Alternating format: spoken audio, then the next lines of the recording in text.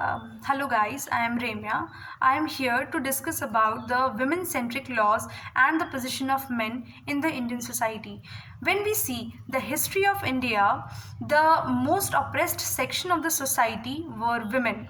They were tortured, exploited and discriminated. With the passage of time, people came forward and realized the problem of women in the Indian society. Hence, a number of laws were made for the protection of women against these evils. In India, after independence, a number of laws were made for the protection of women like Hindu Marriage Act 1955, Hindu Marriage and Adoption Act 1956, Special Marriage Act 1954, and Domestic Violence Act 2005, Prevention of Child Marriage Act 2006, and certain other provisions of IPC like Section 498 and Section 304, which is made to protect women from cruelty by her husband and in-laws. Then Section 375, which was enacted to help the women to get justice if they are forced into sexual intercourse and so on. But it has been said that if a person gets too much, he starts doing wrong things.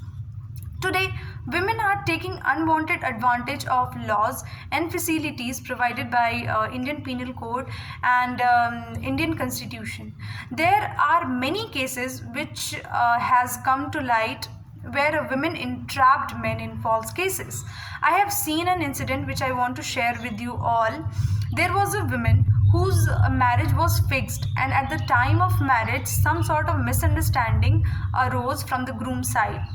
The problem had increased so much that the marriage rituals were stopped. But after the discussion between both the parties, the marriage was completed. When the groom came to her matrimonial home, her behavior was really very rude towards the family members. She refused to do anything, and she started arguing in every topic.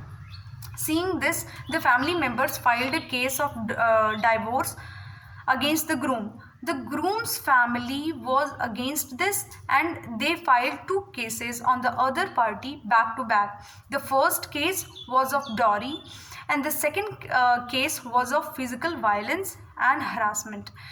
She said that the other party is trying to kill her by throwing kerosene oil on her.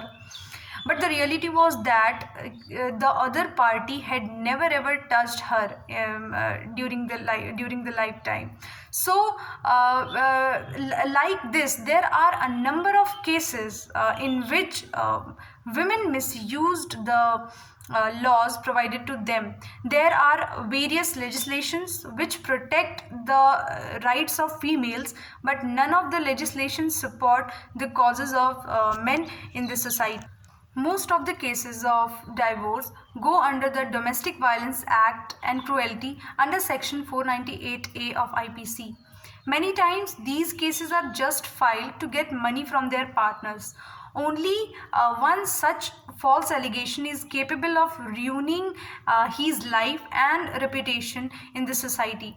There are various laws which provide maintenance of a wife by her husband, but no provision are there which talk about a husband being maintained by his wife. There are laws made to protect women from sexual harassment at workplace, but there are no laws as such which could help males. So we can see that there are a number of loopholes in the Indian Constitution regarding the rights and safeguards of men in the adverse condition. When a woman is raped, everyone comes forward and gives her sympathy. There is no wrong in this. But what about a man who was charged with the offense of rape and is proven innocent? Does the society treat him in the same way as they used to do before he was trapped in a false case? The answer is no. I'm not saying that the women should not be protected, but such type of legislation is made which should not destroy an innocent male's life. In a landmark judgment, the Honorable Supreme Court said that women are spreading legal terrorism in India. The most misused provisions of law in India is the dowry prevention law, but despite this, there is no any modifications made over the years. Thank you.